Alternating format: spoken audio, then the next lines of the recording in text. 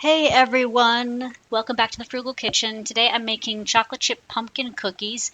I acquired a 29-ounce can of pumpkin puree. It's not pumpkin pie filling, it's like smushed up pumpkin, so the unspiced stuff.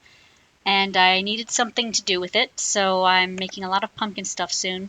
This recipe calls for 1 cup of canned pumpkin, and most other recipes only called for a half cup, so I was very eager to use this recipe.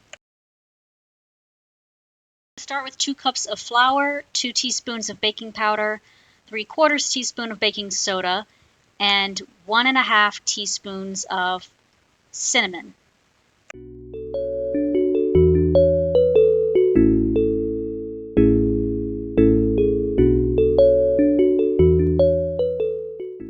Next, we'll add an 1/8 teaspoon of ground cloves. This is a spice that I think I've mentioned before, smells like Christmas to me because of a scent packet that we used in our drawers growing up during Christmas. And then a 1/2 teaspoon of ginger. This is a 1/4 teaspoon that I'm using. 1/2 teaspoon of nutmeg. And 1/2 teaspoon of salt.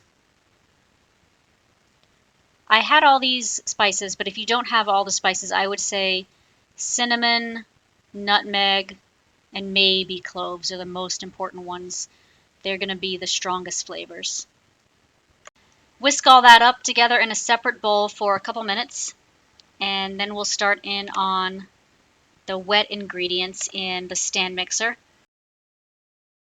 So now we need a 1/2 cup of brown sugar, and I'm going to make that myself using 1/4 cup of regular white refined sugar and 1/4 cup of sucralose, which is actually mostly maltodextrin. This will lower the carb content, and I will be adding molasses to this to turn it into brown sugar.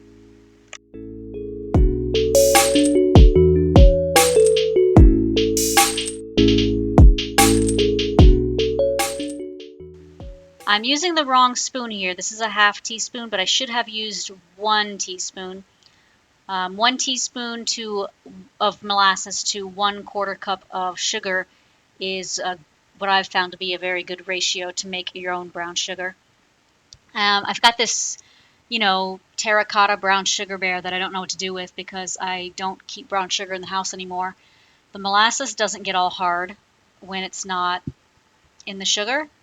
It's like stays in the jar nice and liquid and fresh.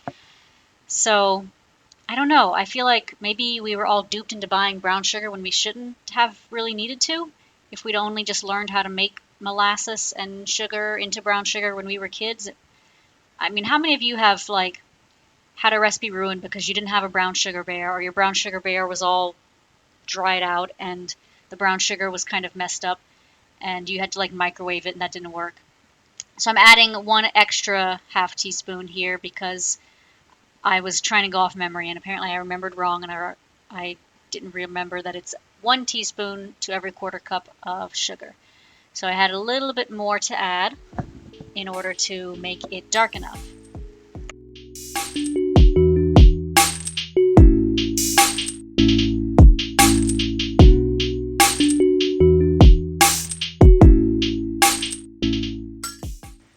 So that's what the brown sugar looks like when it's done. I think it's between light and dark. The recipe says light, but I've never found that to be a factor. Throw that into your stand mixer, and then we'll be adding the white sugar, which is the same amount, 1/2 cup.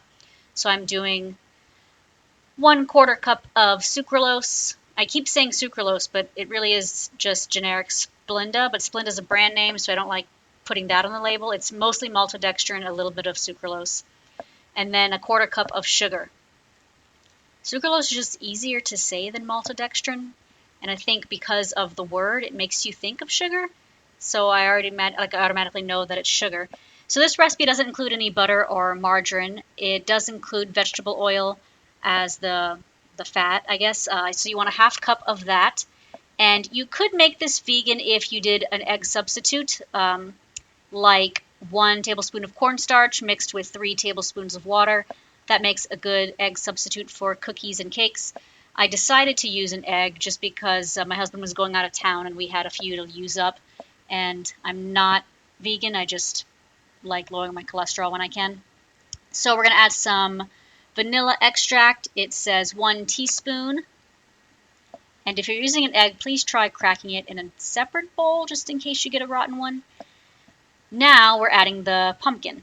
So you need a full cup, and this device, I don't know what you would call it, but it's maybe a liquid or sticky measuring cup. And it works really well at getting unconventional sized goopy items, ingredients into your baking without guessing that you got it all out of the spoon or the cup. So that 29-ounce can of pumpkin puree was, I believe it ended up being 3.5 cups of pumpkin. So I have 2.5 cups of pumpkin in the freezer now, and I have to figure out something else to do with that. So I think I'll make pumpkin pie for Thanksgiving, but I don't think I'm going to need all that much. So give me an idea of something else to make. I do have a pumpkin muffin recipe, which I may have already put on here. I can't really remember. But I kind of want something different. So hit me up with your favorite pumpkin recipes. I'm not really a big pumpkin person. I never bothered with it until I needed to lower my carbs. So mix the pumpkin in with the wet ingredients and then add the dry ingredients 1/2 at a time and mix that in just so you don't overwhelm the mixer and make a big mess. That's, I think, the only reason people ask, like, tell you to do it a half at a time. I think it just mixes more evenly too. And in case you're wondering, the 29-ounce can of pumpkin was given to me. It may also have been expired, but the ingredients were not expired. So the contents were fine. The can had an old date on it. That's the way food is in the U.S. Like, they really don't go bad. Looks like I skipped something here, but the recipe also called for 1.5 cups of chocolate chips. And I basically used all my remaining chocolate chips that I had and threw them in. You fold it, which just means mix it really briefly so it doesn't get too incorporated. And then glop on, I think the recipe says 2-inch size, 2 tablespoons. I don't measure, I just glop on the size that I'm looking for.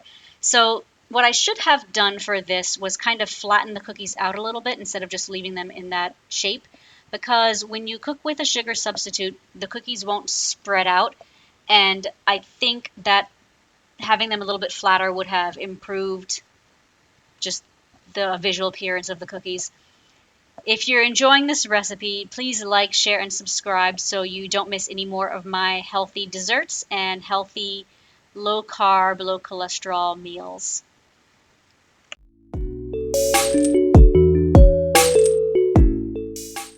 Then bake at 350 for 11 to 13 minutes.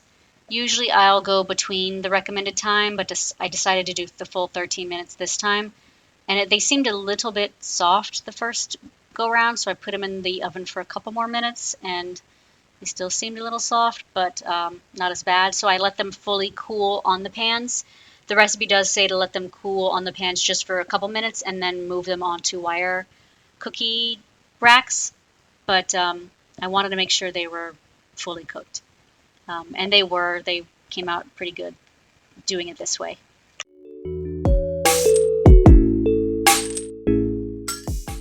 So now the cookies are fully cooled, and it's time for the taste test. It's actually about 3 o'clock right now, which is usually the time I have a snack. So I think I'm going to get a couple of these cookies to eat while this is finishing up. The cookies are really soft, which is not something you always get with sugar substitutes, and I think the pumpkin really enhanced that. The chocolate chips are a very good addition. I will say that the pumpkin doesn't taste like anything to me. Maybe pumpkin is a plain, like, flavorless food. I don't know. I don't eat that much pumpkin, but I can't taste the spices very much either. It's kind of mild, so I think I would up the spices on this, and I'm not sure if I would double it or just add an extra half of what's originally requested. But all in all, they're good. They're soft. I do keep them in the fridge because with a little bit of fake sugar that can make cookies go bad faster and they'll kind of start to mold. So you don't want that. So please try this recipe if you're looking for some pumpkin stuff. And it was very good. I hope you enjoy it. Happy eating, everyone.